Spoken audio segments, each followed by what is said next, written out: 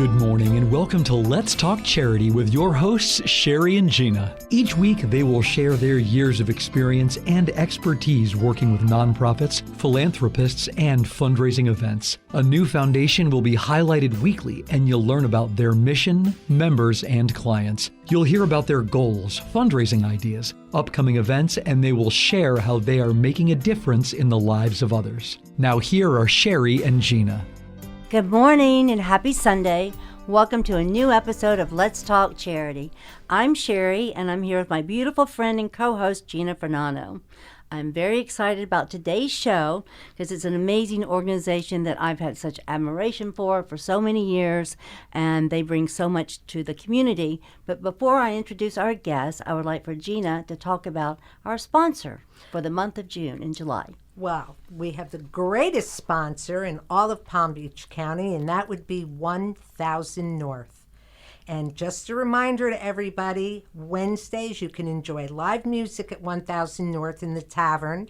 That's between 5:30 and 8:30. So come early, enjoy special pricing during the social hours starting at 5. 1000 North is located, you got it, 1000 North, US Highway 1 in Jupiter. Back to you, Cher. Thank you, Gina. All right, today I would like to introduce to our listeners Lisa LaFrance. She's the Vice President of Impact the Palm Beaches.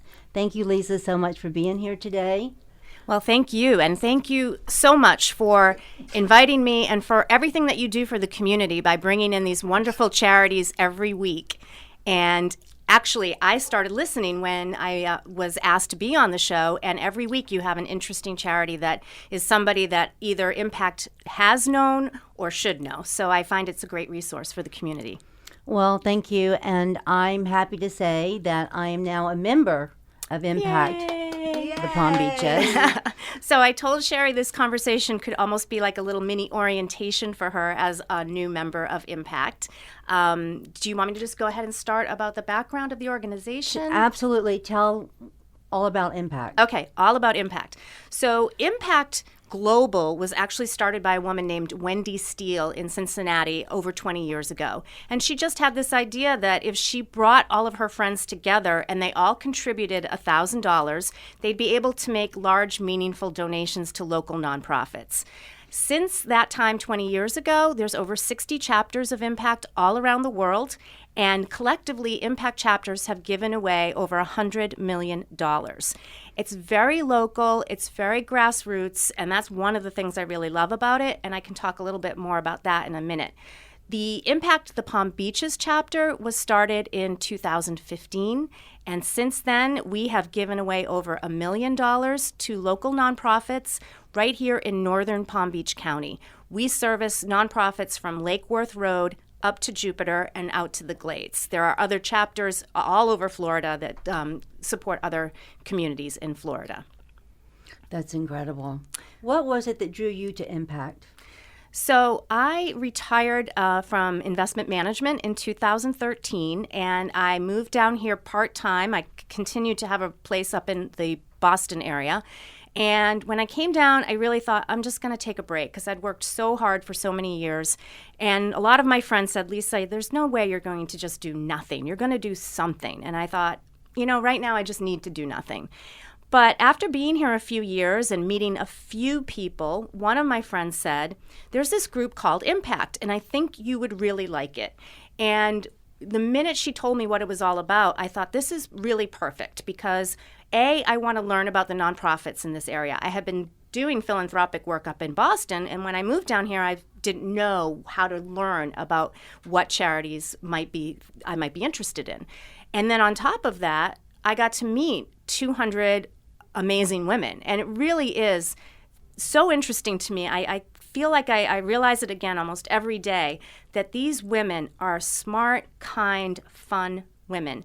And I am just blessed to have met so many amazing women through this organization. So I learned about community, and I also made great friends. And I think anybody who's moving down here, as we know, so many new people are moving to this area, would benefit tremendously from jumping in and getting to know more. Lisa, how many different divisions does Impact have? So are you talking about service areas that we might fund, Well, or? with 200 members, Yep. I'm wondering how everybody keeps busy. Okay, so first of all, you can be as involved or not involved as you want. So while we now are at about 250 members, there are probably about half of those members that we don't really see all that much.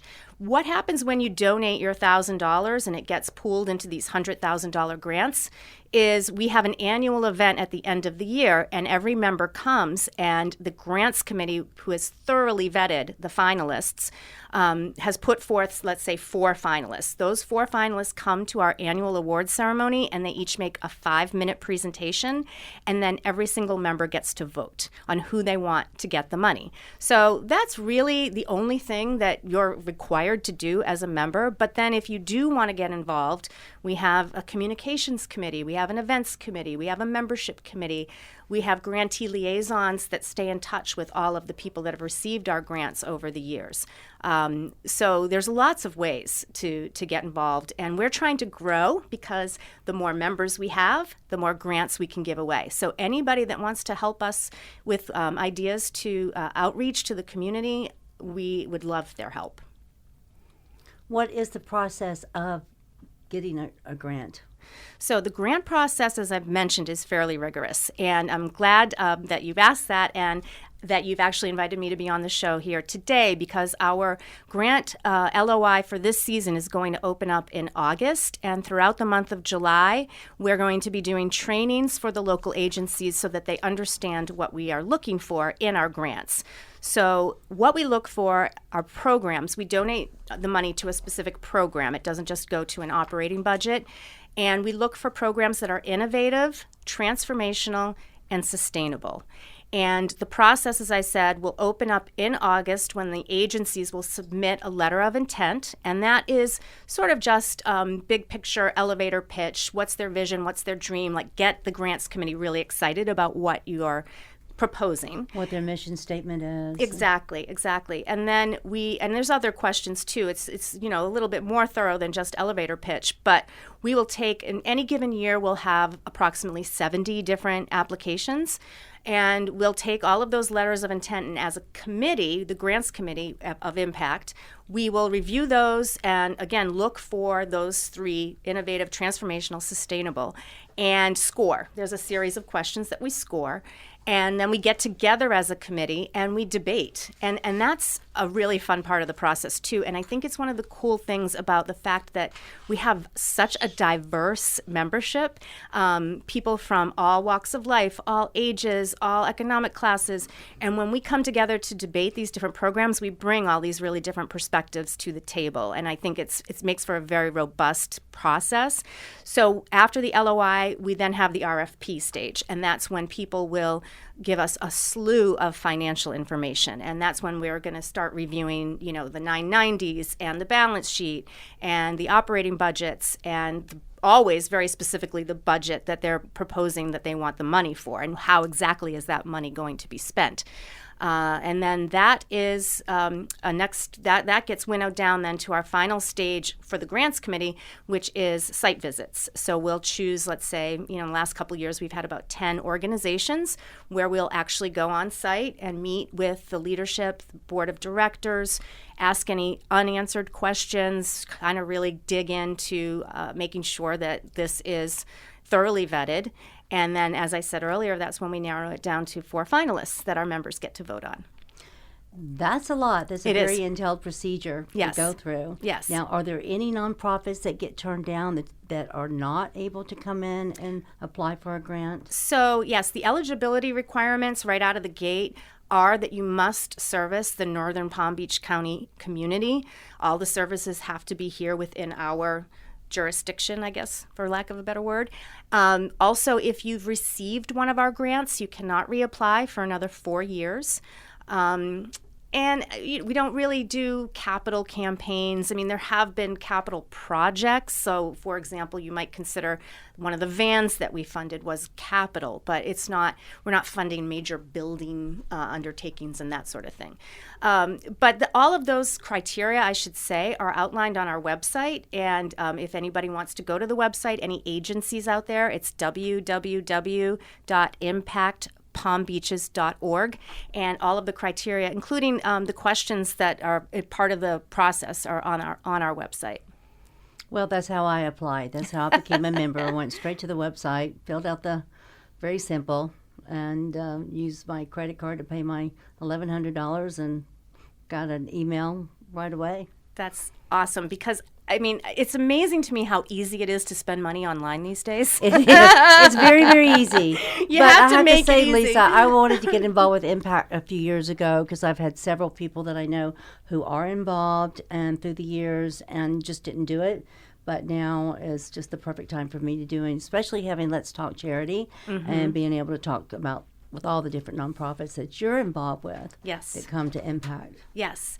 And I want to go back to Gina's question, because I don't know if she was also perhaps asking, just with a large membership and a membership that we really hope is going to grow significantly, how do we just sort of manage all of that? And one of the things that we started doing during COVID was to break up into neighborhoods. So even though we are this one large unit, we've got we've got Jupiter neighborhood, we've got West Palm Beach, we've got North Palm Beach, we've got Palm Beach, we've got Wellington, and they will have little local events. And as I said, we started that during COVID so that we could still continue to do some small meetings together, and even because we couldn't gather in large groups, obviously. And as that really took off and people really liked that kind of connection with their very local community. And for me, it feels like it's also going to give us that building block to really manage significant growth so that we won't feel just like some large organization with that in place. Well, it sounds very, very interesting the way that it's been structured, and I could see where the intimacy of the smaller groups would work well. Do you have any major events that you plan with all of the groups? Yes, absolutely. What is so that? We do an annual kickoff, which we'll be doing in November this year. And that's just a way to say, get everybody together and say, here it is, our new season is starting. We're in the middle of our grants process, and get everybody excited and know what we're up to.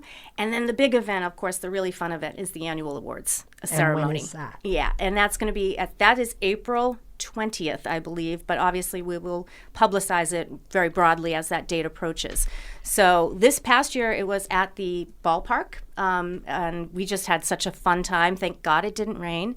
And that's really, I think I had said to you, Sherry, if you want to know what the most fun part of Impact is. Yes, that was my question. It's giving the money away. That night when you are on the stage with these amazing nonprofits doing amazing work in our community, and then everybody votes, and we're holding these big checks, and we get to see, who got the 100,000. It's so exciting and so rewarding, and the ways in which we can transform some of these nonprofits is really incredible, because $100,000 to an organization like Clinics Can Help, who received that award last year, Edna Runner's Tutorial Center in the West Jupiter Community Garden, love them.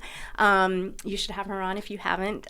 She's amazing, and we've changed their organizations, because now they've got proof of concept for some of the programs that they've proposed, and other organizations that might not necessarily have our approach to grant making can see, Clinics Can Help put this van on the road to deliver refurbished hospital equipment to people out in the glades that couldn't otherwise get it.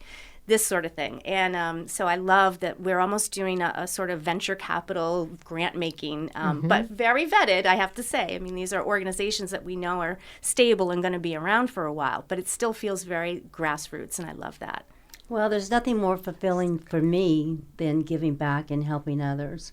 So I can imagine giving that check out that day had to be just a beautiful for everyone involved. Yeah.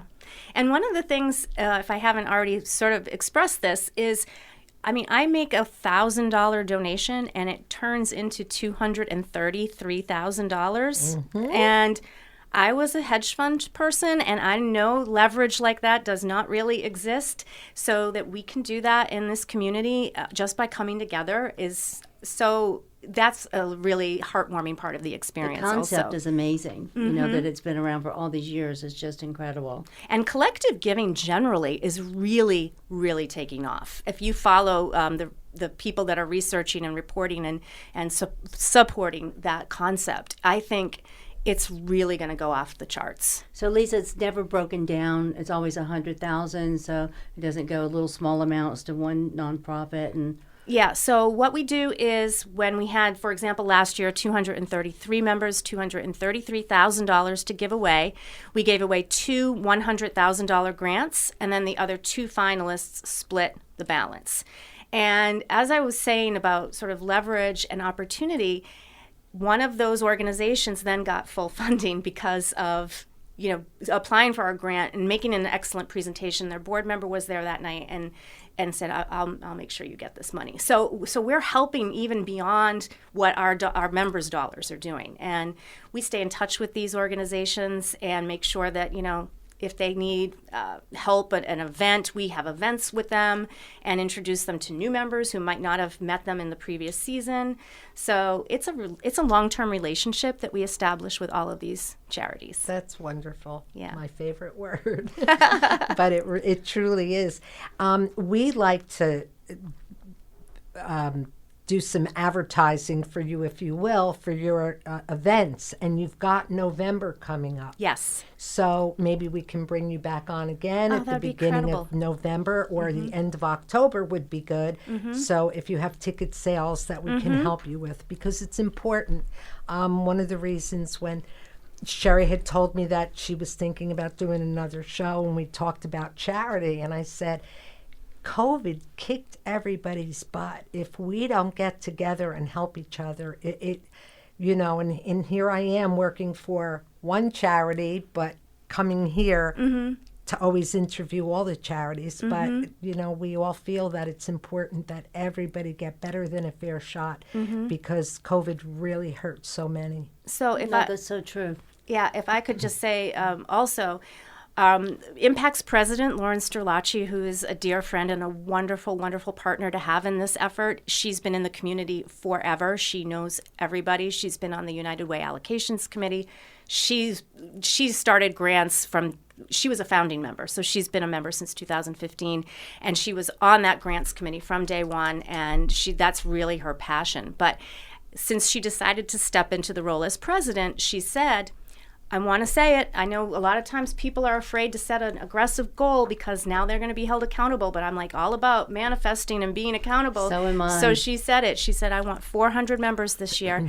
And I think that's very aggressive, but very, very doable, just from what I'm seeing from the first month of membership. Sure. Well, if just each member brings in one friend. I call it the Fabergé organic shampoo model. There you go.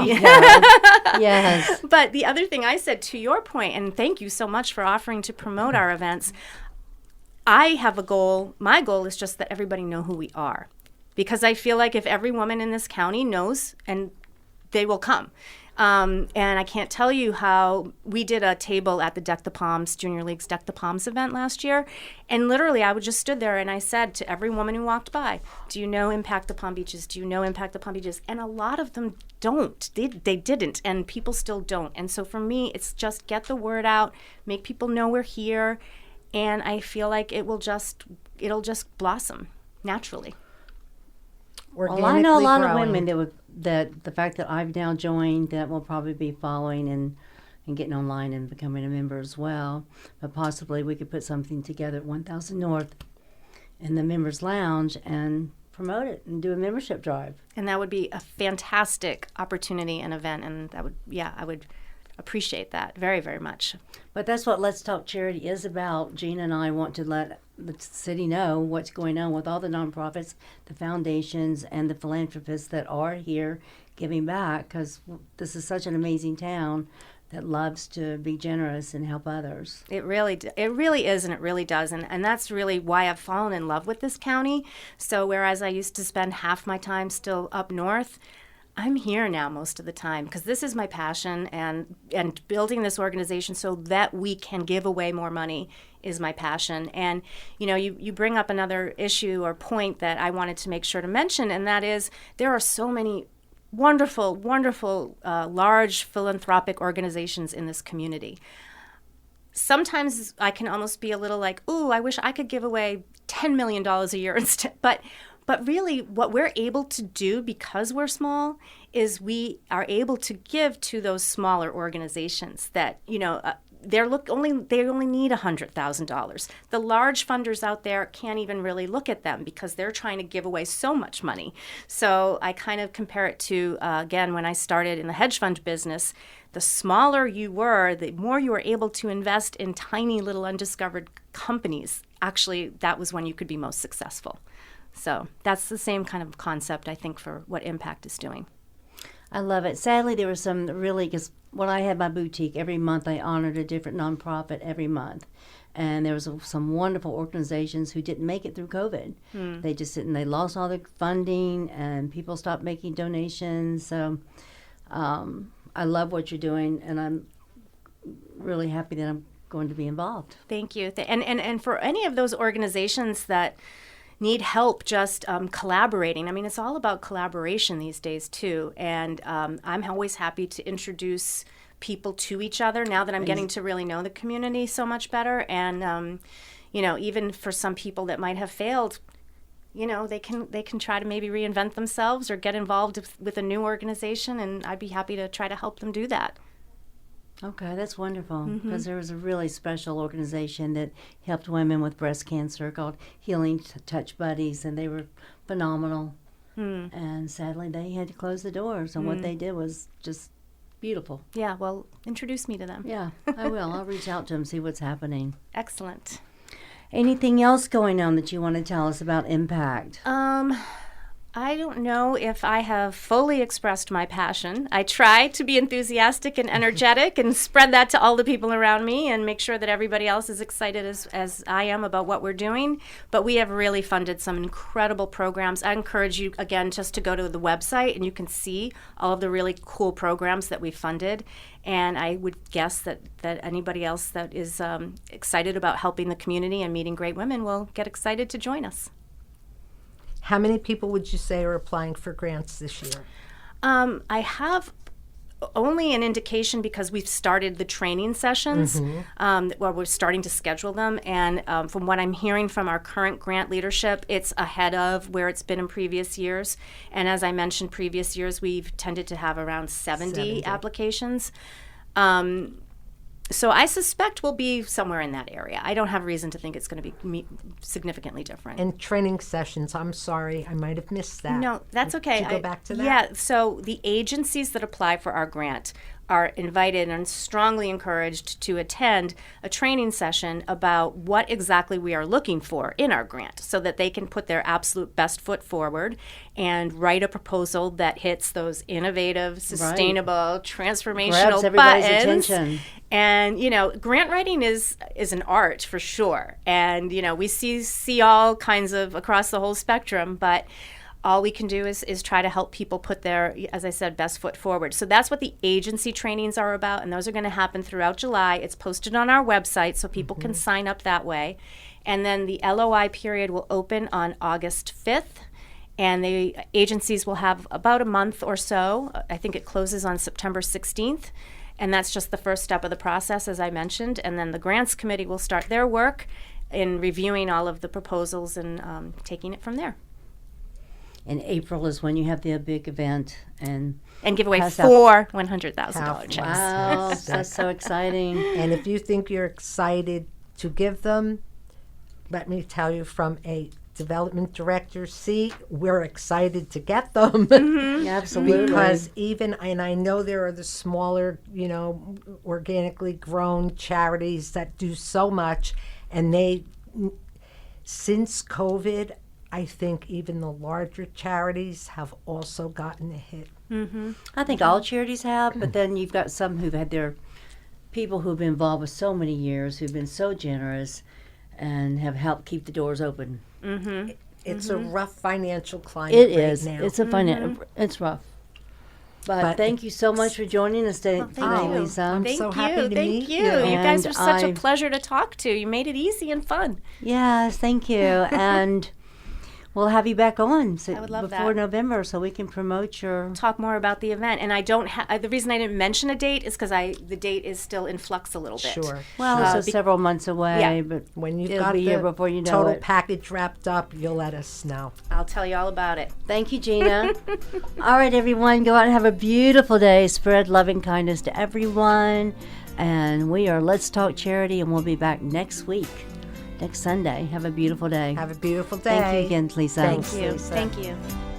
Thanks for listening to Let's Talk Charity on Legends 100.3. Tune in at the same time next week for more with Sherry and Gina and how these wonderful organizations and you can make a difference.